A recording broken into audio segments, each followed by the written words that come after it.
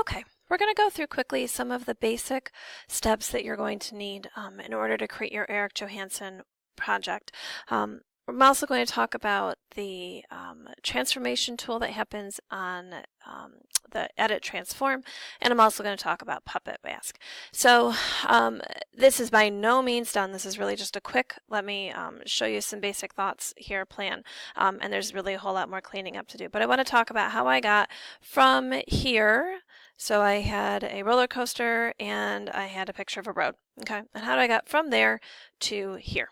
Okay, so one of the first things that you're going to need to make sure that you do is that you check that your resolution is similar. So I'm trying to make sure that everything is 8.5 by 11, give or take, and 300 resolution. So I did that for all of my images that I had. First, I actually had a couple of choices of roads that I may actually go back and use some others.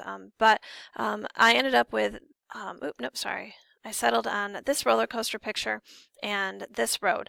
Now the road actually started off the other direction, okay? And so I flipped it in order to make it go in the direction of my roller coaster, okay? So then my first step was to create a layer mask. So I made a selection and cut out just the layer mask. And then what I actually did was apply that layer mask by taking it and pushing it to the delete and then apply. And so what that does is actually physically cut out the road. You could have used an eraser tool from the get-go, but the layer mask gives you that flexibility while you are in the process where you can push and pull that mask. So that got us to this layer right here. I've applied the layer mask. And then I spent some time correcting the road itself. Okay, so I'm actually going to hide the background so we can look just at the road. So here's my mask, and then I've done some cloning, and then we had to build several chunks of yellow road right in here. Okay, so I selected and copied a section, pasted it over, and then took all of these by holding Shift, the whole chunk of them, and merged those layers. Okay, so that got me to a shape that looked like this. Okay, I did some basic liquifying, so we're going to talk about that. So we also did some color change, so you can see I've done a level adjustment, some burn and dodge. And then Liquify, we're going to talk a little bit more about that in a second, but Liquify is fun in that it will let you actually push and pull, so I can move and distort where shapes are. Now I can make that brush bigger or smaller with my bracket key like I could any other brush. So the bigger the brush, the more gentle and kind of the more overall that this shape is going to be. But the smaller lets me move into places. So I could spread the space here and make decisions. So Liquify is definitely a fun tool. I think a lot of you will end up using this in your project in order to accomplish what you're trying to do. Now, once I had my assignment or this road liquefied, I need to be able to get it to fit my roller coaster shape a little stronger than it currently is. Okay. Oh, sorry, their hand is right there. So, so here I'm ready, okay, but we are not at the shape that I need it to be. I actually need to get it to go around and like the shape of a roller coaster. I should have paused and said that that was obviously the entire plan that we're trying to do here. A student in class is actually trying to solve this problem to take the road and make the road look like a roller coaster. So sorry, I got all excited and got right into it. So I can take my object here, and I can go to Edit and Free Transform. And a lot of us are familiar with this box. We can hold Shift and resize and move, and I could even rotate this if I needed to, if it's not quite where I need it to be. But there's another fun thing up here at the top. There's this little shape with this little, like, I don't know, wedge. This will let you warp. So this is kind of fun. It gives you an envelope warp. All of these little boxes and grids are places that I can move. So I can click here and drag, and I could actually move and shape and form this wherever I want. And it's not bad at all. But it is a little limited about how specific I can be. So like I'm having a hard time getting the top of this road and this to be further apart. But depending on what you're trying to do, this could very well be a solution for you. Okay, and then you push enter, and then that transformation has happened. So I'm going to Control Z and go back to where I was. So I got here again by going to Edit and Free Transform. and then clicking on the warp key up here. And then now you can move, and you can any of these, outside, inside, and distort as you wish. Okay, so one way that you can change your shape. Okay, another way that we can change your shape is by using the puppet warp. Puppet warp is super fun, and it takes a second to kind of get your hand around it, but definitely useful. I'm actually going to get just a little bit closer here so that we can see our dots even better. So puppet warp is going to apply this slightly scary grid all over the place. Every place that you click is a place where it can move or hold. So I want you to think of them like thumbtacks, just like this little illustration. So I've put 3. If I drag, now that top right there, that's trying to move, but because I have not pinned anything here. So I would suggest that you do quite a bit of pinning first. Now notice as I drag this one, those pins are holding this place. So only one point moves at a time. And you know, actually, like that's actually moving a whole lot easier.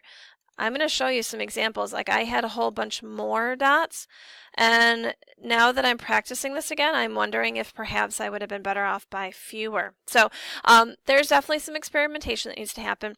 I would like this to come all the way over here. Okay. And then I need to bend this part up. So I'm going to go ahead and put some dots up here as well. Okay. So you're going to experiment. So like right there, weird things are happening, but I also haven't brought this up with it. Okay. So I'm going to spare you from watching this entire process happen. Okay. So right, whole bunch of dots. Great. Lots of that. I'm just going to go ahead and apply that craziness. Here is what it looked like. Okay, see all of the dots that I've had. I put them along the yellow and the white lines so that I could manipulate where those are. Look how many dots ended up happening, how many pins right here. And I bet all along the entire road, and this is what it looked like the first time my puppet warped. Okay, so the key here is to not consider this a failure. Like that is a sad looking road right now, and that would not be where I would end things. But this is now getting me in the right direction, right? We're following that shape I'm trying to get a whole lot closer. So what I actually did is I went in and I liquefied again. And again, not even remotely done. I still have more work that I need to do here, okay? But I can, even now that I have this shape here, we can continue to use, so filter and liquify. You can continue to use that tool, and don't forget that this whole thing zooms in and out, okay? So you can get much closer. And use this to help smooth. So you want to do this in stages because you're not necessarily going to have the whole picture in front of you, although I can go to advanced mode and I can have it show me the background. Okay, so I can see what's happening back there. So this is a complicated assignment. We're going to do this in several pieces. Okay, we've used a whole bunch of tools that I know how to do already. We've done cloning, we've done healing brush, patch tool. Oh, I'm going to rewind just a second. So there was the end of that. But let's go back here to the corrected road. And actually, I'm going to go here to this old one and hide the background. I want to remind you, some people know about content fill, not everybody does. So let's get even closer. Okay. And I'm going to make a little lasso. And then go to edit. Oop, wrong mask. Be here. Go to edit and fill. There's a bunch of choices here. I can fill it with a 4 background color. Content aware means it will pay attention to what's around it. This is a great opportunity for that. I actually use that for a bunch of this. And then the other places I actually just use clone. Okay, so you have an arsenal of tools available to you. You're going to decide what makes the most sense, and it's not going to be one single tool across the whole document that's going to get you there. Okay, you're going to end up with several. They're going to get cracked and do whatever you need to do. So I have my liquefied road. Okay, we're working on my background. The other things that we're going to pay attention to, especially lighting. So I did a little bit of burn and dodging, but I really like chilled out on that because I need to know kind of where the overall shape is going to be. Where do I need to be making highlights and bright areas. So I'm going to make some shadows and highlights that apply where my road would be naturally turning light and dark. How am I going to figure that out? Well, I'm going to go look at my source picture and figure out what was the lighting happening here. The light is actually behind the camera. You can see we're getting these shadows up ahead of us. So I need to be consistent with my lighting there. What are some of the other pieces of this document? We're going to be actually removing this roller coaster when we're done, but I probably would keep the steel supports and have that interact with the road. So those will be pieces of this document as I pull it together. But that's kind of some of the main idea and some other new tools that you might be using for this assignment. All right, good luck.